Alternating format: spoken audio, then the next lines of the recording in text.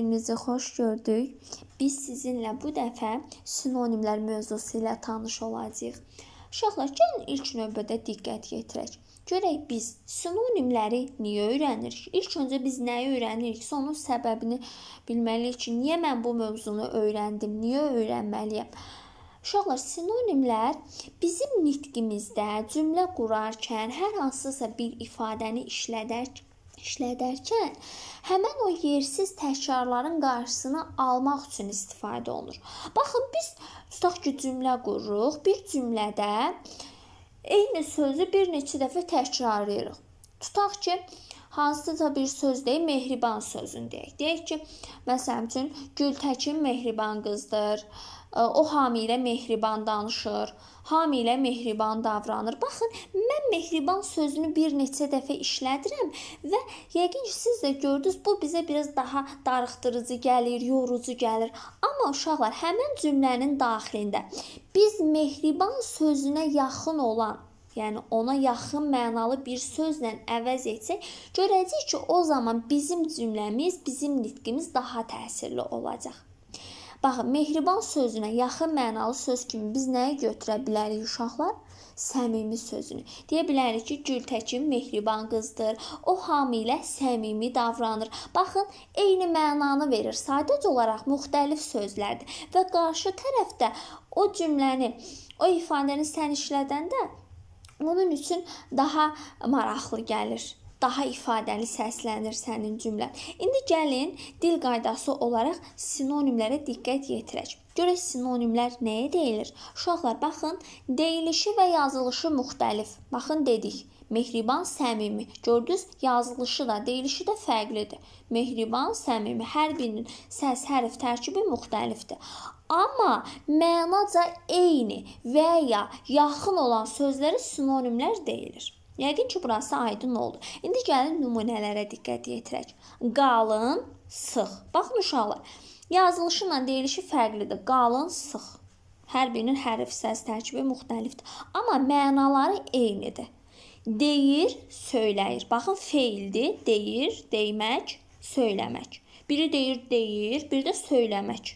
Yəni, ikisi də eyni mənanı verir. Xeyli, çox. Biri deyir ki, mənim xeyli qələmim var. Digər də deyir ki, mənim çox qələmim var. Ayrı-ayrı cümlələrdə olsa, amma xeyli, çox eyni mənanı ifadə etdi. Dadlı, ləzzətli. Deyirəm ki, mənim anam dadlı yemək bişirdi. Bir də deyirəm, mənim anam ləzzətli yemək bişirdi. Gördünüz, dadlı, ləzzətli sinonimdir. Yüyürür, qaçır. Oğlan yüyürür, oğlan qaçır. Eyni mənanı verdi. Uşaqlar, bizim dilimizdə elə sinonimlər var ki, istənilən vaxt bir-birinə əvəz edə bilir. Gəlin bunu cümlə daxilində işlədək. Nümunəyə diqqət yetirək. O çox sürətlə qaçır. Uşaqlar, qaçır sözünə diqqət yetirəcəyik burada. Bir də deyirəm ki, o sürətlə yürür. Görürsünüzmü? Eynidir. Qaçır, yürür. Yəni, istənilən vaxt bir-birinə əvəz edə bilər cümlədə. Başqa bir nümunəyə diqqət edək. Lalə gözəl qızdır, Lalə qəşəng qızdır. Yəni, cümlənin mənası itmir. Gözəl sözünü göyçəklə əvəz edə bildim. Qaçır sözünü yürür sözü ilə əvəz edə bildim.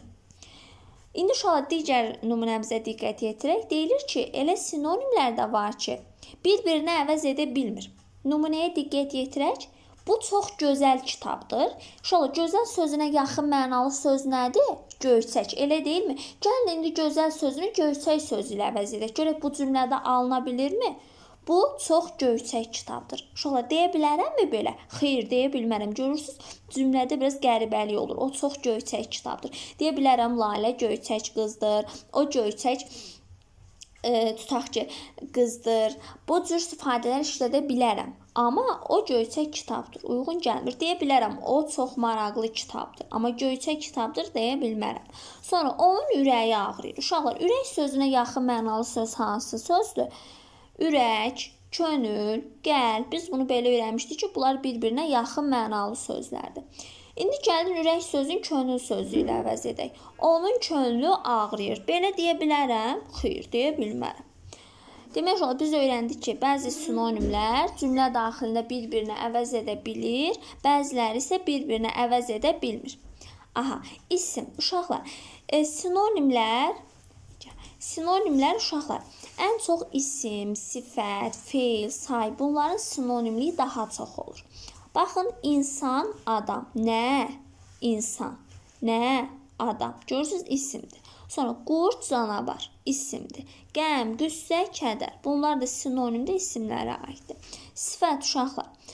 Sifətin sinonimliyi böyük, yekə, iri. Yəni sizə deyəndə ki, sifətin sinonimliyini seçin. Böyük sözünü götürəcək, sonra onun sinonimini tapacaq. Böyük, yekə, iri. Daha sonra mehriban, səmimi. Mehriban necə? Mehriban, səmimi necə? Səmimi. Feilin sinonimliyinə diqqət yetirək uşaqlar. Danışmaq, demək, söyləmək. Görürsünüz, bunlar feilin sinonimliyidir. Sonra oturmaq, əyləşmək, bu da feilin sinonimliyidir. Fikirləşmək, düşünmək, bu da feildir. Odlanmaq, alovlanmaq, bu da feildir. Demək uşaqlar, biz bugün sinonimlər mövzusu ilə tanış olduq. Ümid edirəm ki, bu izahdan sonra sinonimlər mövzusunda elə də böyük bir çətinliyiniz olmayacaq. Sağ olun.